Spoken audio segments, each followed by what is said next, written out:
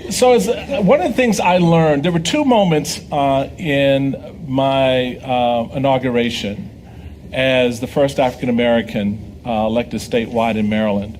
On the day I was sworn in, I'm standing there on the state step capitol, and Annapolis Harbor is literally right behind us down the hill. And as I'm standing there about to take the oath, it hit me like a ton of bricks that literally behind me, as I'm standing here taking the oath of office, Kunta Kinte was brought here as a slave to Annapolis Harbor. And in that moment, I realized the weight of history and the value of that history and the value of the legacy of constantly moving forward and reaching back and pushing forward, reaching back and connecting that. And the second moment was the next day when I arrived in the office of the Lieutenant Governor of Maryland. So on the second floor of the state capitol. And as I walk in, the state's archivist meets me. And I'm like, okay, this is different.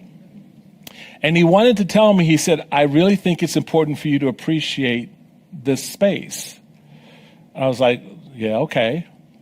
He said, you remember, okay, that Maryland was the fledgling country's capital for about 18 months as everybody was migrating towards Philadelphia to write everything out and make it all final and official. Well, during that period, the office of the Lieutenant Governor, where you're about to enter, was the office of Thomas Jefferson.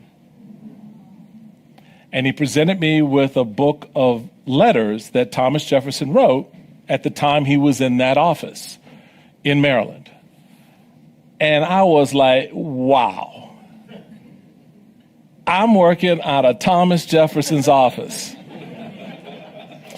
And I remember as I sat behind the desk, and so those who know me can immediately know where I went. I was like, okay, so I get to redecorate this place.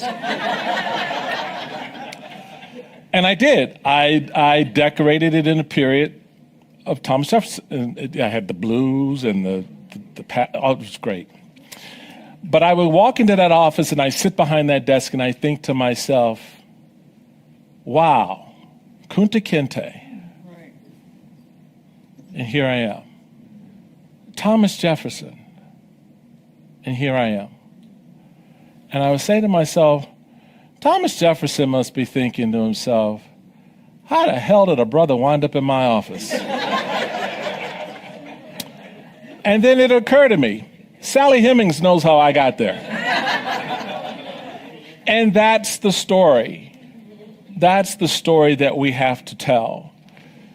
The pieces that get left out of history.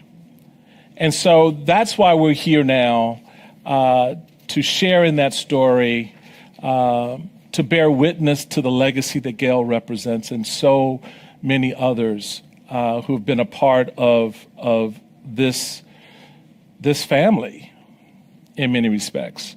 As Americans across the country are celebrating Juneteenth, we're watching and witnessing the country come together in a way that is at times hopeful, but also problematic and difficult.